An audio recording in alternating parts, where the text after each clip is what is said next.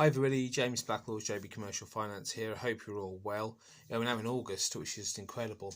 It's been a couple of weeks since I last did a video, so apologies for that, but it's been a little bit stacked here. Plus I've had a little bit of holiday time, which I'm sure a lot of you have at this time of the year.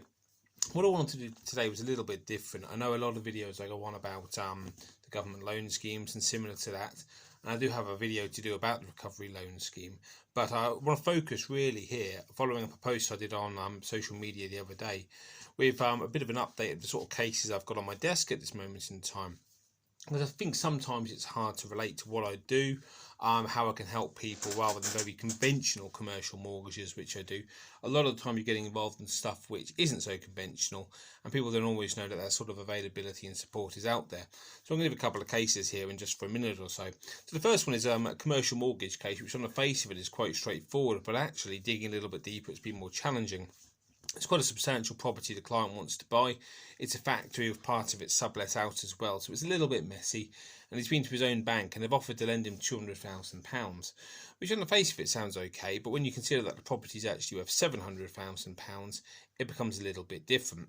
And clearly he doesn't have a £500,000 deposit, because if he did, it'd be a lot stronger position for him. He probably wouldn't actually need to borrow any money because he'd raise the rest elsewhere. So he's been offered that. It's nowhere near enough. He needs about £450,000, and he came to me with that as a proviso.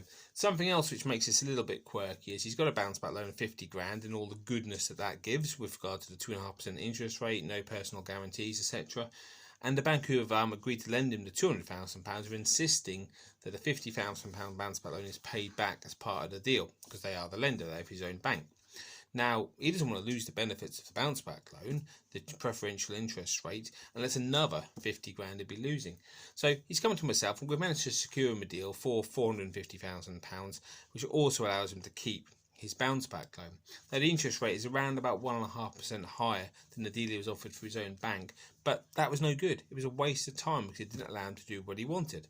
So this way he's able to buy the property, he's able to move on, and keep his bounce back loan as well.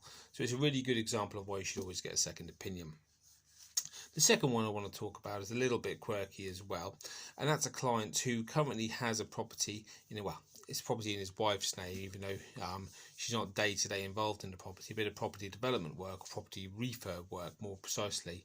And he's had all sorts of trouble. He's been badly advised the whole way along with regard to this, and he now needs to transfer the property. We've managed to get a structure in place with a new accountant to actually restructure things and put it into a limited company in time, but he needs to put it into him and his wife's name first of all, and he's had all sorts of trouble doing this. So what we've had to do is go to a specialist lender, explain the situation, and now we're going to move the property on a temporary basis into a joint names before moving it into the limited company probably next year.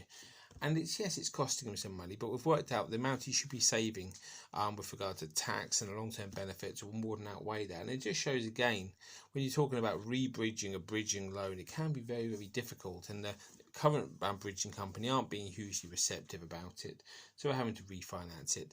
And it just shows that sometimes you get involved in things that can be a little bit quirky, a little bit dirty. A lot of people don't want to get involved, but actually once you dig everything out, there's a deal to be done, there's a happy client at the end of it, and hopefully everyone can make a little bit of money and move on. So, sorry that's a little bit longer than I thought it would be, but I think it's worth just explaining how I do things, how it can help, and some real life examples. If you know anyone in those sorts of positions or similar, please don't hesitate, pick up the phone and have a chat. Thanks a lot, guys.